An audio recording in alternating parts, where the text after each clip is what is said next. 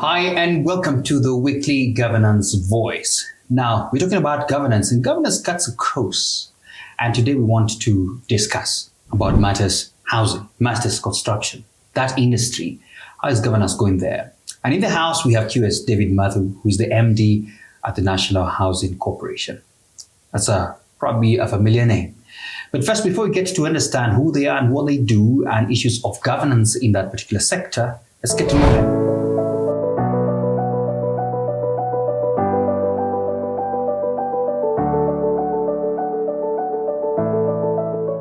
QS David Mathu, welcome to the show. Thank you very much. Excellent. I think the introduction of National Housing Corporation to our viewers would be appropriate. And I think the first initial question will be, when we talk about NHC, what is it that you do? What's your mandate and what's your day-to-day like before we get to the governance matters? Yeah, thank you very much for having National Housing Corporation represented by myself. Yeah. Once again, allow me to just repeat my name. Yes. I'm David Mathu. Yeah. I'm a county surveyor in terms of my professional background, and the current managing director and the CEO of National Housing Corporation. Now, National Housing Corporation is an old institution in this country. Yeah. We have an illustrious history of about 71, 72 years. Whoa. We were founded in 1953, initially as a central housing board. That must have been under the colonial rulership. Yeah. And the whole rationale was we had to play a mandate in provision of housing for the Africans. Then sometimes later in 1968, an act of parliament was put in place, and that gave birth to National Housing Corporation. So we established under Cap 117 of the laws of Kenya. We call it the Housing Act. Yeah. And we have a major mandate to play as the principal agency of the government of Kenya when it comes to implementation of policies and programs that are related to housing. Okay. Allow me to say at this point, obviously, the main policy and program of government at the moment is the affordable housing program. Absolutely. And therefore, we have a major role when it comes to implementation of affordable housing program. Now, we have been doing this for the last several years. In fact, the corporation has a footage across the country. I think in almost all the counties, the 47 counties in Kenya, you will trace some assets of the corporation. We're either running a rental program in a particular county. For example, if you go to Mombasa in the area of Changamwe, we have tenant purchase scheme. For example, if you come to Nairobi, if you go to Langata, we have some TPSs again in a place like Machakos in Stony Athi. We have a TPS in Kisumu, especially the areas of Kanyakwar. And we're also the biggest manufacturers of the EPS panels in East and Central Africa. Wow. So we produce an alternative building material and technology in a view to try and promote social housing and again also ease of delivery when it comes to affordable housing. We also have other houses that we sell on outright purchase. That is where an individual has all the money in advance. So we develop houses, for example, in up markets. We have done that in Kileleshwa and many other places. And then those ones now we sell immediately. I talked about TPSs, and tenant purchase scheme is a method of rent to own. And the corporation is very well respected and known by Kenyans, especially because of that particular product. You know, the private sector, real estate players and developers may not be patient enough to allow you to pay a small deposit and then wait for 5 to 18 years for you to own a house. But the corporation, of course, given that as much as we are also a commercial institution, we're also in public service delivery. So we are able to get patient enough, allow you to pay the initial deposit, say 10%, and then the balance of the payment, you can do it between 5 to 18 years. And that has been our traditional policy. But then again, we must also now appreciate we have the affordable housing program, which is in place. And last year, obviously, through a lot of, hard work by the government, of course, led by His Excellency, the President, we were able to enact the Affordable Housing Act of 2024. And in this particular act, then NHC has also been given a new mandate because we are listed as the implementer number 2 after the county governments. And we are supposed to assist the government when it now comes to the specific implementation of the current program on affordable housing. And I must be very happy to mention penetration at this point. We are doing quite well. I think yesterday, a lot of Kenyans who are seeing our houses almost in all social media, especially Embu, which has come out extremely well. And this is a project we commenced. I think His Excellency was there on 26th of May 2023. And I'm glad to say that now we're in the process of handing over, having delivered that initial affordable housing program. And that is a program that has been implemented under this regime. So the corporation is doing a lot. And again, also when it comes to the social housing, it's also important to appreciate that not every Kenyan will be able to buy a house. So there are some Kenyans who potentially are working in Mombasa. They're there maybe for a short period. They need a place they can call home. That is why we have a rental scheme, for example, what we have in Changamwe, which is very helpful to a lot of Kenyans. You can go there, rent your house. There are so many Kenyans working in industrial area. And then we have an estate in Stony Abbey, which is quite, near. They can always go there, rent our houses, and then that becomes their home for the period that they are, of course, working within Nairobi or any other county. Excellent. And before we even get to the many things that may come around that, especially on governance, because housing is a very touchy matter to every person. I mean, as you can say, everybody wants to say there's a place I call home. So that means everybody wants to have a place of their own, and you are in that particular sector in itself. Let me just look at the economic overview of it. When it comes to how many families you've impacted by even creation of employment, for example. When it comes to scale, I know you may not have the exact numbers because every day you're still implementing more and more. How has this in general, how has this impacted the economies around it? Because the government of the day, as you said, touted that this is going to be a job creation kind of model. You see construction and indeed also housing, which is actually a subsector of construction, is an indicator of economic activity in any country. When you realize there's a lot of volumes in terms of construction activity in a particular country, then that is predictive in terms of, how well the economy could be doing. And that can be driven either by the government, the public, resource spending, or it can as well be driven by the private sector. And therefore, NHC has been playing a critical role when it comes to, spurring our economic advancement, social prosperity of our country, which are major aspirations, especially in our Vision 2030, is a major aspiration when it comes to the bottom-up economic transformation agenda, even at a global level. For example, the Sustainable Development Goals. If you go to, for example, goal number 11, it talks about, decency in home ownership, everyone having a place to call home. At a national level, of course, we are looking at the architecture of our constitution. We find, for example, in Article 43, we are talking about, a right to own a home. So the corporation has been doing this over many years. I said we have existed for close to now 71, 72 years. 7 decades. And I think, for example, we have delivered home ownership. We have about 65,000 housing units that have been delivered and released to the market, in addition to the ones that we are still trying to manage. If you look at the construction activity right now under affordable housing program, we are talking of around over 124 housing units which are going on. And assuming every unit, for example, has about 4 people being employed directly, then you can imagine the scale in terms of the employments that we are creating. And this is not only to the low cadre employments. We are providing employments at all levels. At the low level, we have people who potentially did not go past certain levels of education. But then again, these are still our people. They can offer skill. Some of them have obtained skill in the process of, working in the construction industry.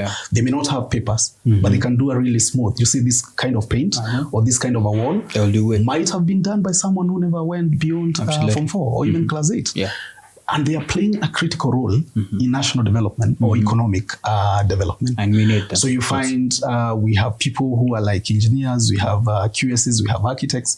All these people are playing a major role. We have drivers. We have guys who are working in the quarries. All these people are supporting the construction industry in one way or another.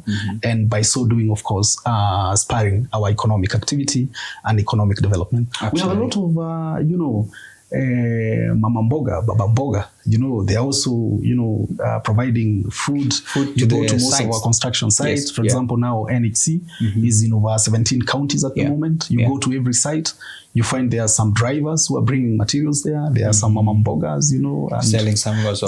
Not even too far, even just around the city here, as well. You're right. Even here, for example, where we are taking this interview, Westlands is a beehive of a lot of, construction activity. You can almost see some now.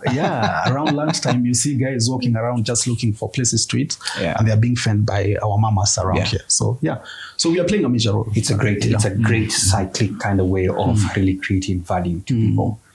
And I know we will have another time to have a conversation about just NHC and what you're doing, because there's a lot that you're doing. Yeah, thank you. But today, I really want to focus on you as a person who is in the field and generally talk about the construction industry, especially when it comes to matters of really the entire industry, just to address on it. And I wanted to ask you from a governance perspective, because this show particularly addresses matters to do with proper governance of things. I wanted to ask you from a governance perspective, what are the most significant governance challenges that you see being faced by companies, just in general, in the construction industry, and how probably they can be addressed, because you're at the heart of it all. Yes. Yeah. Thank you very much. Yeah. I think to appreciate the governance challenges in the construction industry, the most important question we should be asking ourselves, what is the end game of a construction process? Is to deliver a construction product. Absolutely.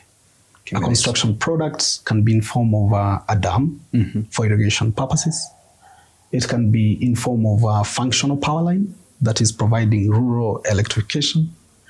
It can be in form of a building like this one, which houses several offices. It can be a commercial development, which potentially is supposed to, provide industrial facilities. It can be a housing development.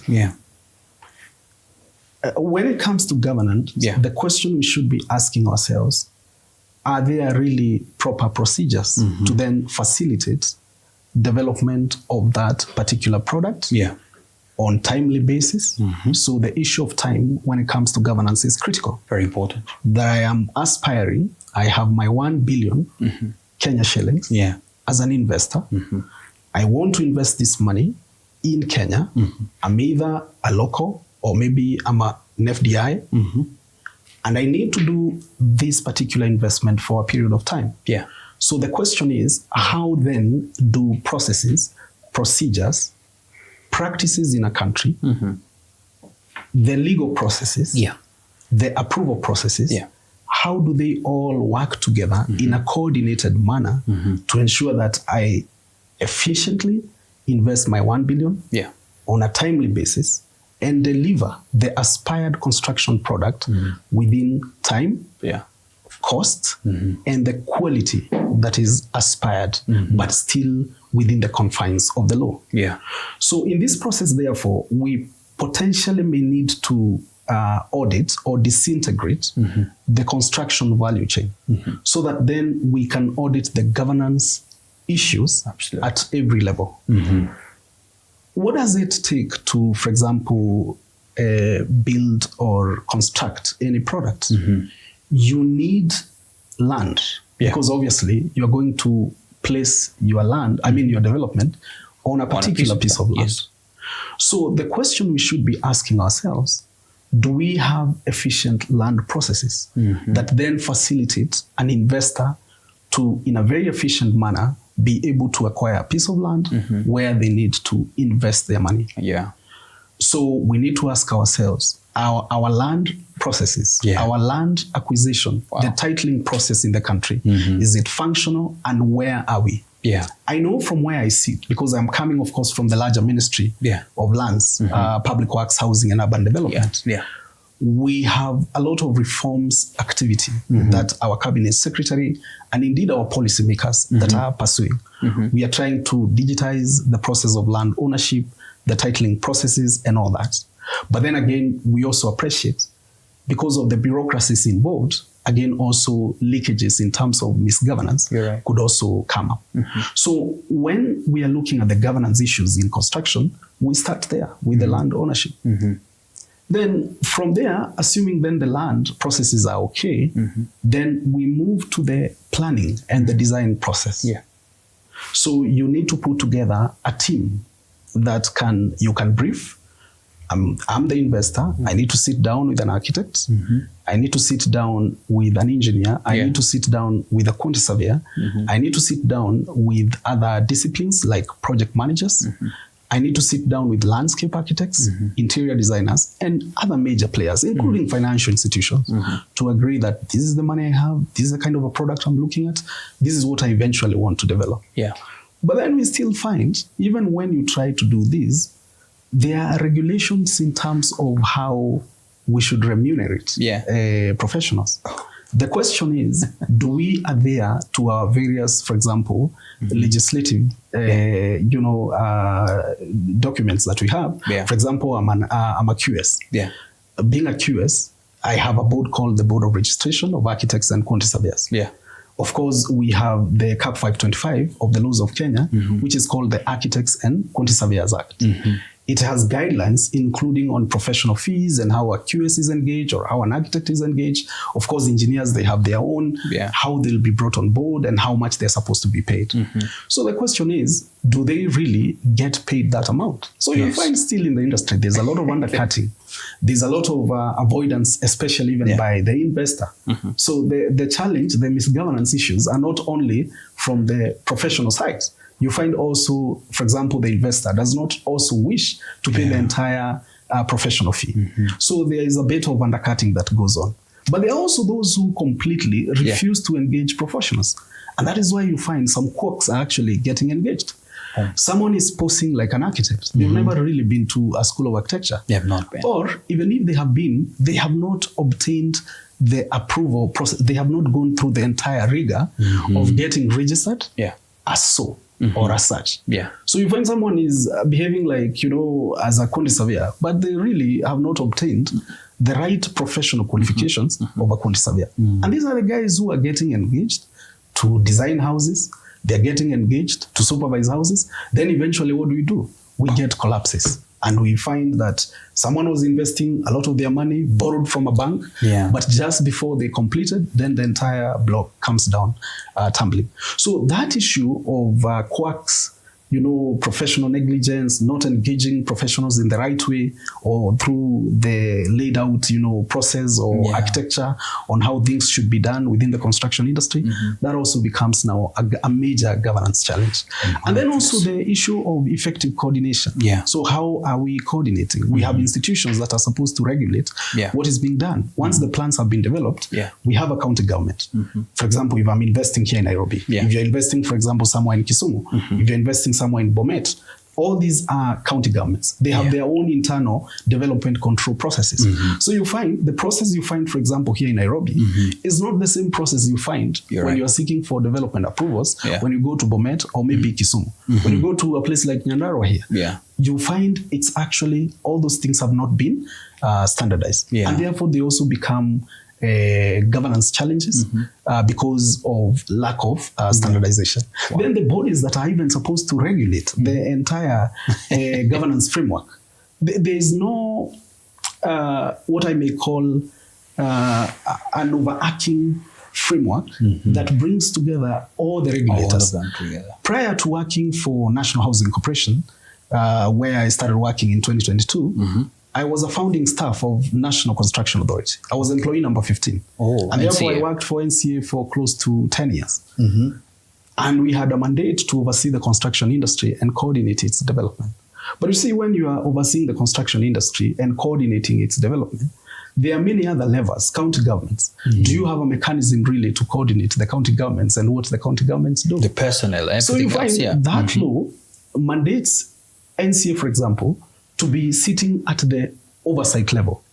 But is NCA really able to oversight the county government? So there's a need to synthesize a framework that brings together, for example, a National Construction Authority, the county governments, the Engineers Board of Kenya, the Borax, the Ministry of Interior, because of the coordination function of our chiefs, sub-chiefs, county commissioners and all that at various levels, so that then we have a proper oversight and governance of the construction industry. So it's many issues. Comes to issues of quality. Yes. We sometimes buy cement. You're buying cement, you think that you're buying the right cement, then you find it substandard. Yeah. So how is KEBS, for example, as a regulator of quality, cement, quality, it's quality everything reinforcement, in the building, yes. Reinforcement that you're using in construction. How does KEBS, for example, work with NCA, then works with the county government, then works with the national government? Is there a coordination framework? Is there one very well synthesized framework that allows all these institutions? So skills. How do we audit the skills that are being used in the construction industry to ensure that whatever you ask for is what you get? You are trying to buy a skills of a mason. How do I assure yourself that the mason you paid 1,500 has actually the right skills to deliver what you are paying for 1,500 per day? Wow. So it's it's many No, you're right, Mathu. I mean, there's a lot we could go around and round and round on it. In fact, there's one as well that I wanted to add for you, because as we said, there's a lot. There's also a lot of quacks that come with great plans. In fact, they say this is prepaid kind of thing, come by, call it off plan. Off plan, You come put in your money. And then I actually, where I live, just next to it, there's a whole jungle of uncompleted projects, and people's money have sunk in there because the people. It's actually a question of how do we regulate the real estate players? Absolutely. Are they regulated? For example, National Housing Corporation is an implementer. Yes. I am not any different, for example, from Centum. I am not any different from another private, investor in real estate. But is there anything that regulates all of us in terms of the promises that we give to our eventual tenants and buyers? So obviously from where I sit, because I operate within very tight policy framework, of course, internal processes, NHC is audited, by the Auditor General. There's a certain way we have to behave, of course, as a government institution, as a public sector institution. Absolutely. And in fact, of course, over the last 70 years, there's no off-plan that we never honored. But then you find potentially in the private markets, there are a lot of challenges when it comes to someone promises you this, but eventually they don't deliver. But anyway, I'm happy to note that NHC, every promise we make to Kenyans, you buy off-plan. That's why you're here. Deliver. No, that's why you're here to help us. I think we are a respected real estate company. I wanted to just say that's why you're here, because we have a lot of governance issues that we need to deal with on that side. I know. And to shed some light on that. I'm curious to know, and I want to bring this to part, this whole phenomenon, if I may call it that, of sustainability in the construction industry. And there is also something, things to do with ESG. We're talking about environmental, social, and governance standards. So how is the industry aligning to this? And what governance frameworks are being put in place to ensure sustainability is part and parcel of the industry? Just like I said, at the highest level, as community of nations, and Kenya being one of them, we have what we call the Sustainable Development Goals. Right. And I think every country has been invited to play a critical role in realizing the Sustainable Development Goals. Absolutely. And the construction industry, and indeed the housing sector, must also align its efforts, especially here at home, to contribute to SDGs. And you find, for example, what I do on day-to-day in housing sector is SDG number 11. We have other SDGs that are focusing on ESG. For example, the SDG looking at the issue of gender. We have an SDG looking at the issue of climate action. And all these, of course, are playing into sustainability and environmental, social responsibilities that we have, of course, as a nation and at corporate levels, like now at NHC. Allow me to just mention something about NHC before I potentially say what is happening in the larger construction industry. At NHC, we have realized the critical role that we must play when it comes to ESGs and, again, also sustainability. you may be knowing, or I don't know, National Housing Corporation in 2023, we became the first institution in Africa, public sector, to be awarded EDGE certification by World Bank. Wow. And I'm saying in the entire of Africa. Congratulations on that. And we got that, that rating and that approval for our affordable housing program in Homa Bay. Oh. So if you go online, you will find Homa Bay Affordable Housing Program, which is jointly under implementation by National Housing Corporation and again also the county government of Homa Bay through Governor Wanga. We were there receiving the certificate together with Her Excellency Governor Wanga because we had done a fantabulous job. Why? Well done. Because NHC is aligning what our development to matters, passive designs. Yes. So if you look at our circulation in terms of window sizes, the ratios, of course, that we are providing for to allow for circulation. So we are big on passive designs. As a way of sustainability, innovative, sustainable design strategies. We are, putting ourselves into the space of water harvesting, so that then there's a lot of recycling of water that is being harvested from our built environment. And that is also a practice that is there currently in the construction industry, so that we don't waste a lot of water that is being harnessed, from natural sources like rain and all that, can be harvested and then recycled and utilized for various, uses, in a built environment. When it comes to matters energy, so we are providing, energy efficient designs. We are now big on solar, and you can see, obviously, even the government is trying to promote solar in the built environment. So that is also another area that we are so much focusing on. There's the issue of the modular construction, and I think that is also an area that NHC has done quite well. As I started by saying, we are the manufacturers of EPS. EPS is obviously it's done from the factory, delivered as a modular design kind of, or modular technology.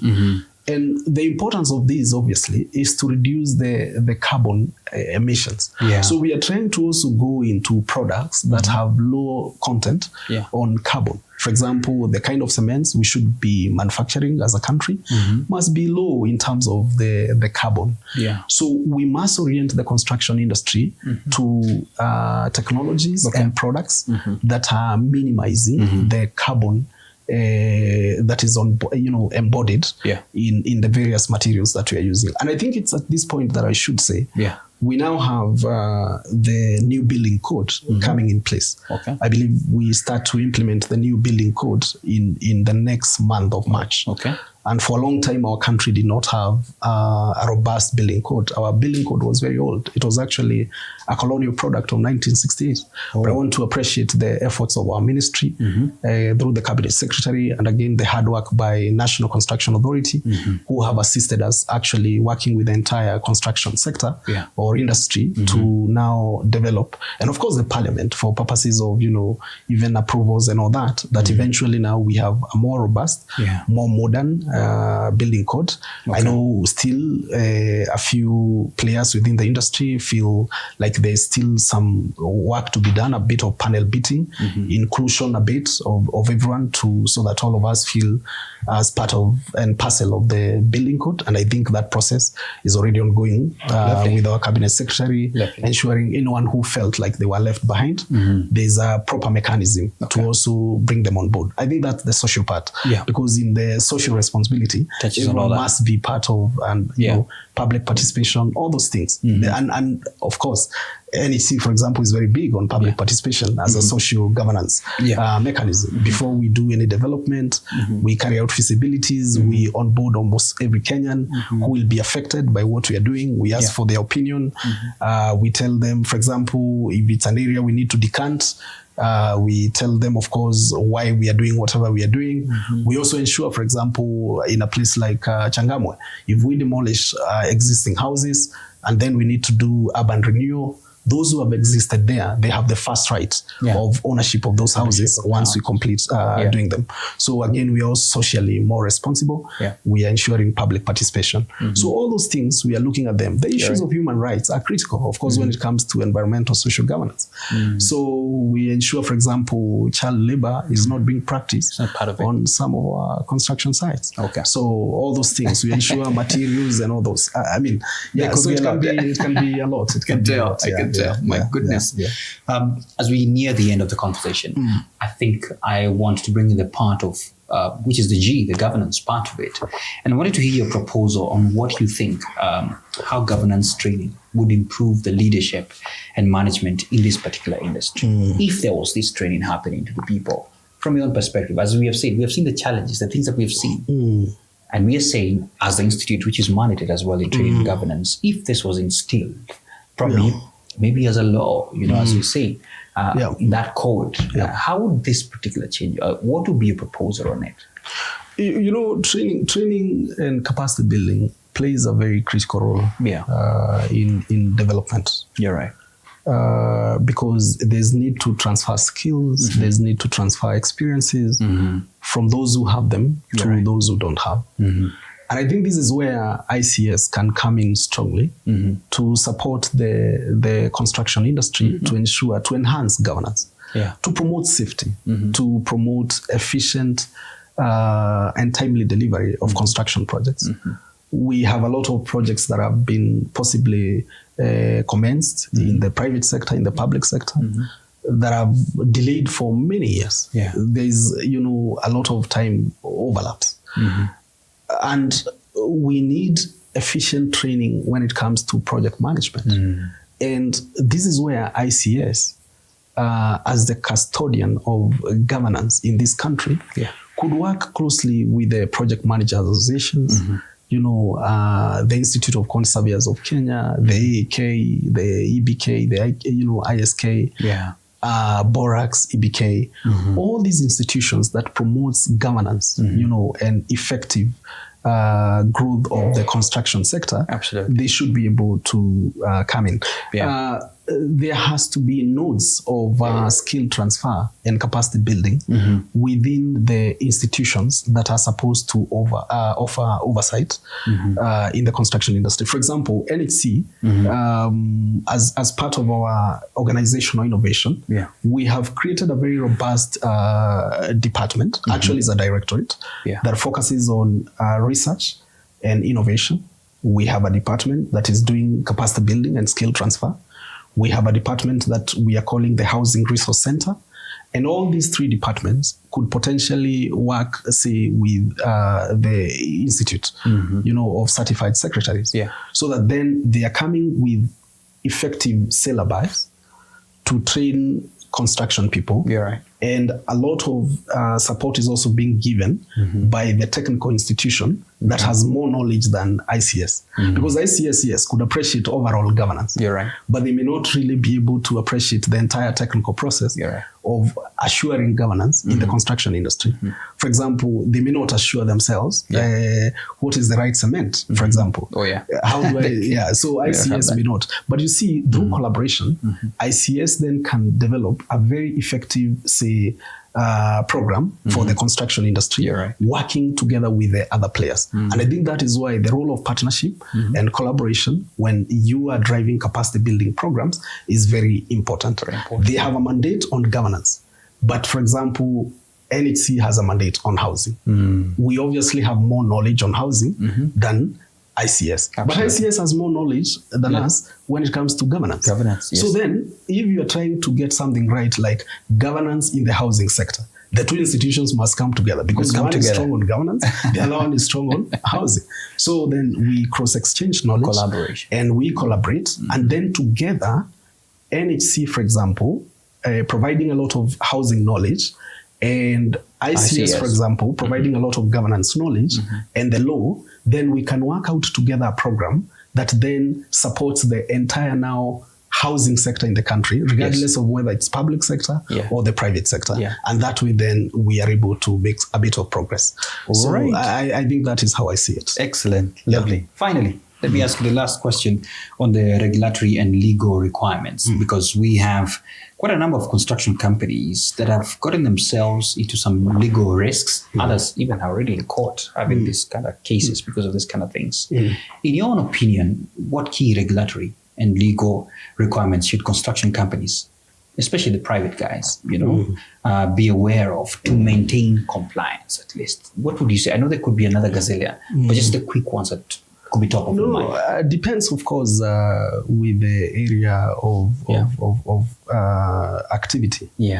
For example, a company in construction dealing with water will require a different set of laws and regulations, different from, of course, a company doing housing and all that. But let me take, for example, a company doing housing. A company doing housing must assure themselves of the existence of NCA Act of 2011, for example. You must ensure that you are properly registered. But before you even get registered with NCA as a contractor, because NCA has registration of contractors under various categories and classes of work. For example, you can be registered under building works as a contractor. So before you go to build any house as a construction company, you must have a license from NCA. And that license is issued under the law. So we have the NCA Act and the governing regulations. So you must know what do the NCA, what does NCA Act and the governing regulations say about your particular trade. If you're a building contractor, what does that law say? What does it say? You will be registered, for example. You may be trying to put up, you want to tender to implement a building of 1 billion, but maybe you are a small company. NCA will say for large buildings, you must be an NCA 1. And the smallest NCA is NCA 8 for the smallest guys.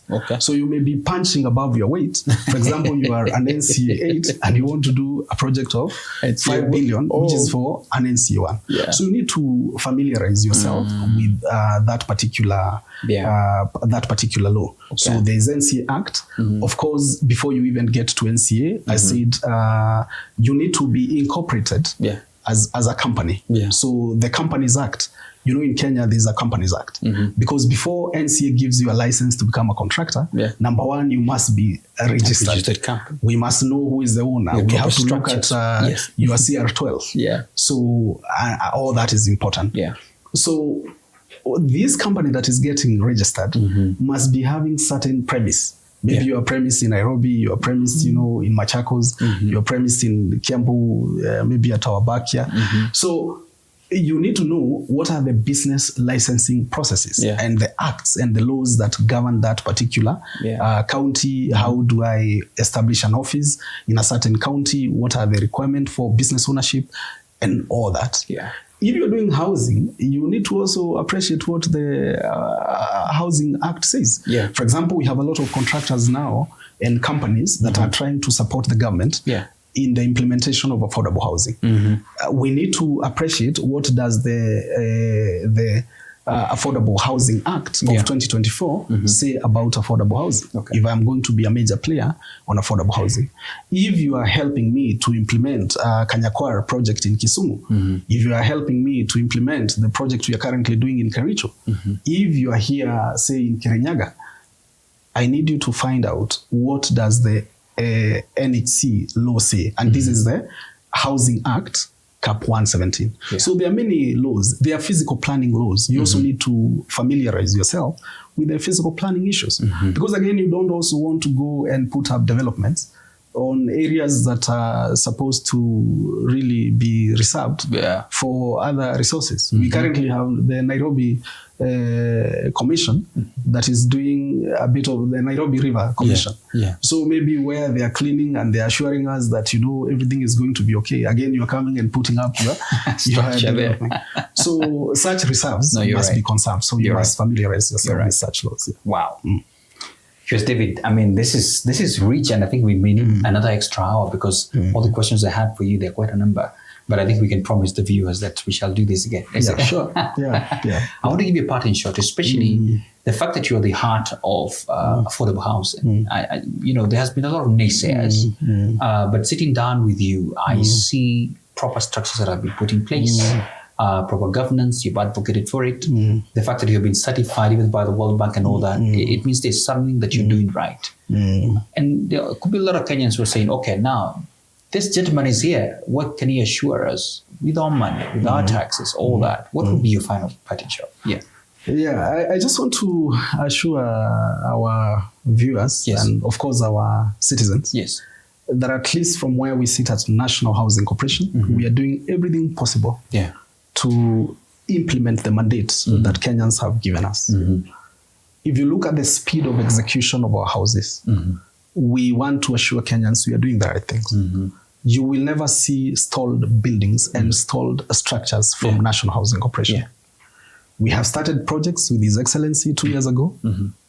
I mean, all of them have come to a very good ending with very minimal issues of, cost escalations, with very minimal issues when it comes to quality.